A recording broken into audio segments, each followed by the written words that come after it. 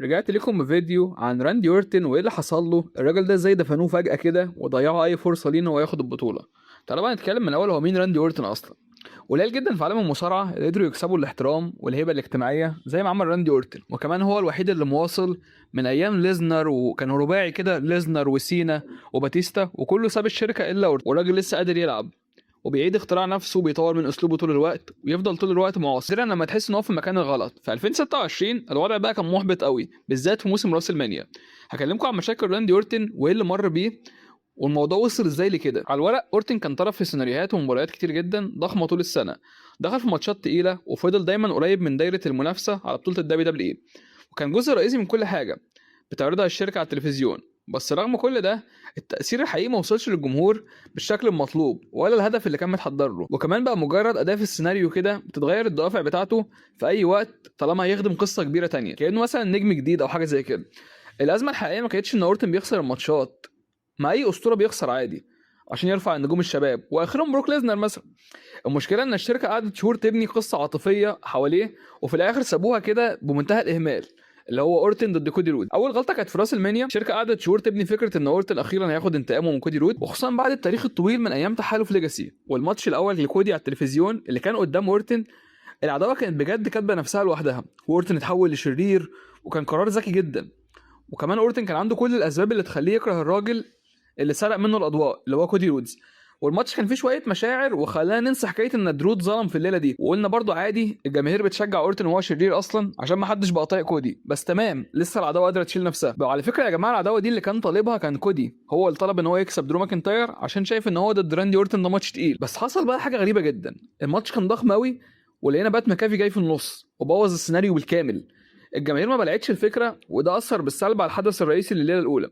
ورغم ان راندي اورتن ادى كودي رودز بعد الماتش البانت كيك اللي هي الرجل اللي كانت ممنوعه اصلا، والحركه ده شملت وش كودي رودز بجد، الا انه ما كسبش بطوله برده، وكمان ما كانش فيه اي حاجه تفهمك هو خسر ليه. ما عندوش هوس مثلا، ما فيش تفسير هو عامل ازاي بعد ما خسر، هو اختفى فجاه كده، ولا حتى جدد الكره بتاعه لكودي رودز على السوشيال ميديا والحاجات دي. هو كل اللي كتبه وقال لك ايه، انا الناس فاكرين ان انا في مصاب ومش مصاب، وهو فعلا كان مصاب في ظهره، بس انا هظهر بعد كده ولسه عايز اخد البطوله. وكأن راس المال دي كان ماتش عادي كده مش حدث السنه. كمان مصارعه المحترفين بتعتمد بالكامل على التبعيات والنتائج، ومفيش حدث اكبر من راس المال يكون ليه تبعيات بتبني عليه سنه جديده. فالقرار ده خلى راس المال تحسها مش نهايه عظيمه القصه دي، كانه فرمله فجاه كده القصه مليانه خيوط مفتوحه. وبدل من ان هم يكتشفوا غضب اورتن وان هو الاصوات اللي في دماغه والحاجات دي كلها وليه ضرب كودي رود، اختفى تماما زي ما قلت لكم. والفانز بقوا شايفين ان الدبليو دبليو اي بتتجاهل الراجل ده قصدا، وده خلى الناس كتير تحبط، لان الليله دي كلها كان كودي بيكسب البطوله عشان يديها لراندي اورتن، فلقينا كودي هو اللي مكمل بالبطوله. وكمان يا جماعه على فكره، بات ماكافي لما دخل في القصه دي انا سمعت كلام شبه مؤكد ان هو حس ان هو بوظوا القصه خالص، فقال لك انا مش هكمل فيها. وده اللي خلى اورتن في نص الماتش يضربه، اللي هو يعني السيناريو ان هو القصه هتقف هنا، بات ماكافي يطلع براها يعني، مش هيضربوا بره السكريبت. بس قصدي ان هو قال له انتوا اللي خلاص حشرتوا واحد مش مشهور بالغلط، وانا مش هستحمل الكره ده كله، فهطلع بره القصه بعد راس المال. فاهمين ازاي؟ ومشكله تانية كانت تلميح بقى العوده المستمره للشخصيه العظيمه جدا اللي اسمها ليجند كيلر اللي كان عاملها زمان، وما عرفوش يوصلوا للنقطه دي برضو. طول 2026 كان تعبيرات وشه وتفاعلاته في الكواليس والبروموهات بتقول لك ان الراجل ده في حاجه اتغيرت وبيتعامل مع كودي بطريقه غريبه. بس فجاه كل ده باظ، لقينا بات ماكافي موجود وبيتضرب بار كيو ويطلع بره السيناريو. والفانز كمان اتمنوا ان هم يرجعوا الليجن كيلر ده لانه شرير جدا يعني. بس الشركه فضلت ماشيه في النص من غير اي مفهوم واضح، وتحسه كانه منافس مؤقت كده للكودي. ورغم كل التخبيط ده اورتن لسه من النجوم المحميين جدا، واي ضربه ارك او بتفجر القاعه، ولسه الفينش بتاعه حلو، ولسه بيتكلم على المايك حلو، ولسه اداؤه حلو. فالراجل ده حتى يعني بالعكس التفاعل معاه زاد اكتر، ان هم بقى بيغنوا الاغنيه بتاعته اكتر. الراجل ده بصراحه ما ينفعش يتعامل معامله مثلا جون سينا في الاخر ان هو بيعمل يطلع ناس تانية، او بروك ليزنر. لا، هو ده واحد لسه قدامه 4 5 سنين، وهو قال لك قبل كده، قال لك كل الناس بتقول لي ليه ما رحتش هوليوود، بقول لهم انا مكاني المصارعه.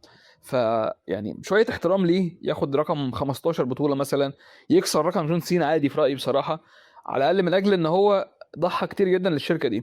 بس فكره ان انت تطلعه بعد كده في سمر اسلام لما رجع وضرب كودي في نص الماتش وغمز للشاشه، وقبلها كان قايل على تويتر اصلا انا عايز البطوله، الراجل ما جابش سيره كودي. فاحنا مش فاهمين الدنيا رايحه فين. بس اتمنى، الشركه عندها فرصه حلوه ايه، واحد زي كودي رودز مبدئيا الناس ما بقتش طايقاه وعايزينه يبعد عن الالقاب بتاع سنه، وواحد زي راندي اورتن الناس متحمسه له كشرير، تمام. فعداوه زي دي هتبقى عداوه كراهيه. يعني ايه عداوه كراهيه اللي مش فاهم، او جراجز؟ يعني مثلا حاجه زي بانك ودرو، زي كودي وبروك ليزنر 2023. حاجات كده ايه، المفروض لو مكتوبه صح بتسرق الاضواء من العرض، وفي نفس الوقت انت بتتفرج لمجرد المتعه والدم والحاجات دي، مش عشان خالص في بطوله بتاع. فاتمنى السيناريو ده يتكتب صح ويعوضونا عن العك اللي حصل في راس الماني. ورغم ان انا مش متفائل قوي بالحكايه دي، وهقول لكم ليه. لو بصيتوا معايا على عداوه سيس وبرون بريكر، العداوه دي كانت جامده جدا، وكانت تنفع سمر سلام وراس المانيا اصلا. وبدا سيس يتصاب وبتاع، فبداوا في باكلاش. حصل بعد كده ايه بقى؟ ماتش جامد جدا، بعد كده ماتش تعبان قوي في الرو، وبعد كده ماتش في السعوديه كيج اللي هو اصعب شرط، ماتش تكسير عظم وعظيم قوي. بس النتيجه الماتش قعد ربع ساعه. ليه؟ لان انت حاطط ماتش مهم قوي في عرض ما يسمحش بحاجه زي كده، العرض ضيق، لازم يبقى عرض كبير. فانا خايف كودي واورتن تبقى نفس القصه، يقعدوا يلعبوا في الرو وفي كراون جول الحاجات الهبله دي، ونشوف ماتشاتهم ما تاخدش مدتها. لان بجد الاثنين دول لو اتصدروا سوا، على فكره ماتش راس المنيا كان حلو، يعني الماتش ده بعيد عن الستوري تيلينج واللي زي الزفت والقصه وكده، الماتش كان حلو. فاتمنى نشوف بس حاجه كويسه العرض الجاي ده، لان انا بدات اتضايق من الشركه دي. بالنسبه بقى لبقيه الاتجاهات في الشركه هتبقى رايحه فين، مش مهتم بصراحه قوي، بس غالبا ده هيبقى العداوه الوحيده اللي فيها كره، يعني من غير بطوله. وكمان عندك رومان رينز هيلعب على بطولة اللي هي هيعملوا تصفيات كده، اللي يكسبها هيلعبوا من نجم من المكسيك في عرض الرو، وبانك مكمل مع اوينز والحاجات دي كلها. ده كان الفيديو يا جماعة. الفيديو ده عبارة عن ايه عشان في ناس مش فاهمة؟ انا يا جماعة قلت لكم ان انا هغير السام نيلز والكلام القبيح كله، واحط صور تانية جديدة، تمام؟ والفيديو بقى مونتاجه بالفيديوهات، وحته السرعه في الكلام دي بطأتها بان انا زودت مده الصمت، يعني لاحظت انها هديت خالص. فكان بالصدفه كده كنت بعمل فيديو، قلت ما احطش عنوان قبيح ولا حاجه، قلت لكم هو ليه بانك وكودي مين هيقلب شرير الاول، وعملتها تاني مين اللي المفروض يكسب، سيس ولا رومان. الحاجات دي كلها الناس مش فاهمه الفيديو عباره عن ايه، بيلاقوني 8 دقايق عمال اتكلم. الفيديو يا جماعه باختصار هو دردشه، فاهمين ازاي؟ انا في القناه هنا بقدم ايه؟ بقدم اخبار وحاجه زي كده اللي هي دردشه، بنتكلم في موضوع معين، وحاجه زي مثلا ليست اقول لك مثلا اغرب حاجات عملها ماكمان، حاجه زي مثلا ملخص عرض. بس هو يعني مفيش ازيد من كده. في حاجات احيانا بقول لكم قصه مصارع، بس دي انا بطلتها لان انا اصلا اتشهرت على قفاها، يعني انا عملت بتاع مثلا 150 مصارع، حاجه رقم مرعب كده، تمام. لان القناه دي على فكره اللي لسه جاي جديد، انا جات لي فتره كنت بنزل 4 فيديوهات في اليوم، انتوا متخيلين؟ طبعا المونتاج كان بدائي وكل حاجه كانت بدائيه، بس انا دؤوب في الموضوع ده قوي. اشوفكم في حلقه جديده، وصلوا الفيديو 40 لايك، هعمل لكم صاحب على ايفون، عايز تكسب وصل الفيديو 40 لايك، واختار واحد من الكومنتات. اللي كسب الفيديو اللي فات واحد اسمه زين، مش مهندس زين. ومع السلامه. كان الفيديو يا جماعه، انا ادهم مقدم قناه مصارعه، بعمل ليكم صاحب على الايفون، عايز تكسب وصل الفيديو 40 لايك واختار واحد من الكومنتات. نوعيه القناه هنا كلها عباره عن فيديوهات اخبار، فيديوهات تلخيص عروض شهريه، فيديوهات توقعات وتسريبات. العرض الاسبوعي الوحيد اللي بلخصه بيبقى عرض مسرب، مش عرض عادي وخلاص.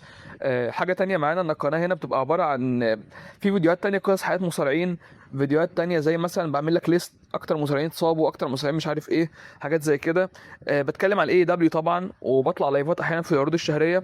لو انت بتحب محتوى تاني زي ملخصات، خش اتفرج عندي في الكومنتات تحت، هسيب لك اللينك، اسمها ملخصات من الاخر. القناه دي ان شاء الله مكمله معاك كل يوم فيديوهين. لو عايز فيديو ايا كان مش لازم تشترك في العضويه وكده، قول لي انا عايز فيديو فلاني واعمله لك، ومنورين عندي والله. معنا بس قناه عندي والله بتكبر لحد ما، وانا عندي قناه تانية ملخصات، لو عايزين تخشوا تتفرجوا عليها تحت تخشوا. ومع السلامه. لو انا لا يعني عملت انواع كتير جدا عادي، بس انا لقيت ده بيتشاف اكتر لحد ما نحقق الربح. بعد شهر مثلا نبدا نشوف بقى الدنيا ايه عباره عن ايه، تمام. عامل ليكوا صاحب على الايفون، عايز تكسب وصل الفيديو 40 لايك واختار واحد من الكومنتات. ولو وصلنا 200 سبسكرايبر اختار واحد بالليل. واشتغلوا كده يا جماعه معايا في السبسكرايبرز والحاجات دي، لان انا لسه بشوف القناه، يعني في فيديوهات بتتشاف قوي، فيديوهات لا، ولا فيديوهات اقترحت الاجانب وبتاع. فعلى قد ما نقدر عايزين نكمل القناه بشكل محترم يعني. اشوفكم في حلقه جديده، وصلوا الفيديو 40 لايك، ومع السلامه.